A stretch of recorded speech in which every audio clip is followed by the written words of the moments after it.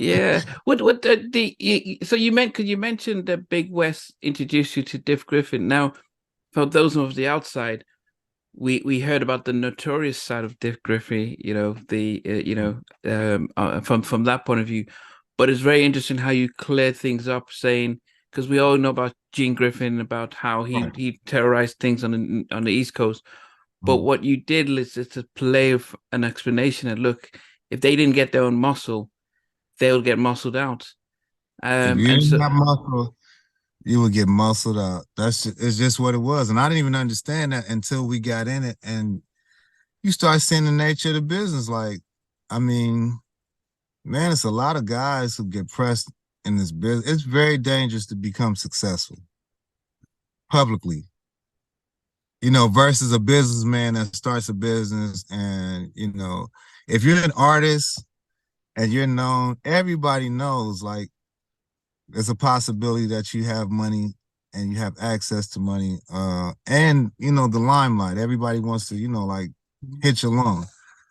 And so, you're going to clubs, you're going to different cities, you're going on tours, you're crossing paths with everybody, and it's very dangerous. My first music convention, I won't say any names, but I witnessed a shakedown right there, and I was thrown into it, and it went something like this. Um, what you doing in my city? Oh man, the guy's like, huh? He's like, and this guy was somebody. He was like somebody in the business at this music convention in LA at Universal's the big hotel. I can't think of it. But and he's pressing this guy and I'm there, but he knows I'm street. And so he tells the guy, you gotta pay taxes. First time I ever seen this. He like, taxes, motherfucker. And I'm like, huh? And so the guy the threat is made basically like, if you don't break yourself, the dude told him, I'm gonna break your jaw. And so I'm the child. I'm watching these two older men do this. And in the midst of it, he puts the money down. The guy looks at and he looks at me and he says, Meech, is that enough? And I just knew what the play was, and I was like, nah. what? Like, no. No, because I knew they wasn't looking to give him no mercy. And so that's kind of like in the business, the West Coast was not taken seriously musically. And a lot of guys would come here from New York and other places, and they would get protection out here and then not take care of the guys that was protecting them. Oh, Or they would get in a jam. You come out here and something happened to you. Now you looking and you look out for a guy. I mean, this is how all this happens because you're flashy and you make yourself a target, and then you get connected with somebody like a Big West, and he's protecting you or he's doing for you, looking out for you, and then you come back and pass through and don't call. This is where this whole check-in started years ago. wow. Absolutely. So Wow. if I come to your state and I'm telling you I got a problem, you come check on me and pull up and make sure I'm good. It's like, why wouldn't you continue to do that? Don't make me put myself on the line for you and think you can hand me something and that's it. I put my life on the line for you. Wow. And see, I experienced that with even people now. It's like, people know in my family, they know if they call me, they know I'm gonna deal with it. But I have to explain to people all the time. You create these instances with somebody and you get into it with somebody and you expect me to put my life on the line and you think you can do one thing for me and that's done? Can you give me my life back? No. So this it's really like it's a lifetime loyalty. And honestly, the guys from my neighborhood, although I don't participate in, they're my family. Mm. So you don't get to do that and then walk off when somebody's looked out for you, protected you, or got in the streets with you when it was on, you know?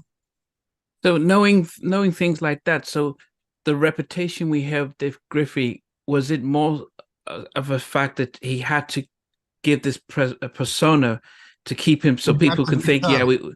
if not people Dick could Griffey was a college educated man who was slick. You could tell he was very sophisticated. He came here with money when he came to start that label. But after getting here and the Dick Griffey we know about, I mean, I've never seen him be anything but like a solid alpha male. Not weak. If somebody got smacked, he'd look, stand there, watch what was going down, and he'd go get in the car, go get in his limousine with his driver and be like, I'm going to Africa. I'll be back 3 weeks. You know what I mean? I mean, he was just balling. He was really Black Boule. Wow. But that thing that they're trying to blame on, you know, or that thing that people don't understand, it really does come from racism. Our people don't understand it. We're doing it internally, but it started with white supremacy and racism. My dad wanted to be a Black Panther. My father talks about how he didn't even speak to a white person until he was an adult. They went to the back door and, you know what I mean? Like, just all of those things, like how they didn't drop mail, you know, in Black neighborhoods, you know, just how he witnessed the police pull up and just kill a young man and told him, I'm gonna kill the whole family if y'all don't bring him out the house. And they brought him out the house and then killed him. You know, just in Miami, Florida, in Georgia, you know, my mother's from Birmingham, Alabama. This is where these bombings and things that happen. Yeah. So just ingrained in us, there's this sense of hostility already, but it just got redirected, you know, towards each other in our communities.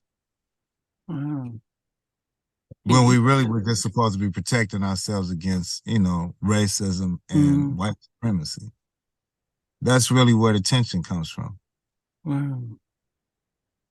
Yeah, no, I mean, I when I moved to the States in '92, I was. I'm sorry, I want to say ahead.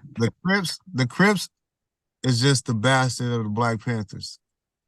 Oh. That's all it is. The Crips were supposed to be like Black Panthers, but they couldn't be because there was no leadership. Community Revolutionary in Progress. CRIP, that's what it stands for.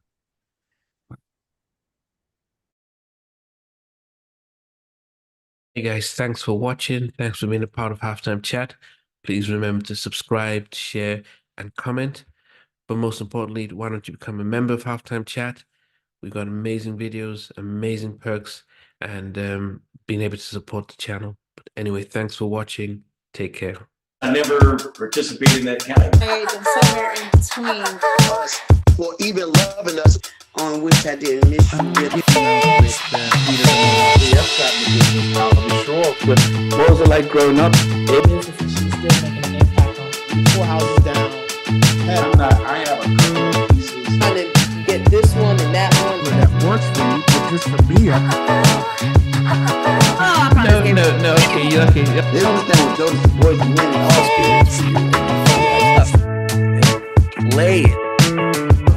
These guys, they all work together. I mean, I love all different genres.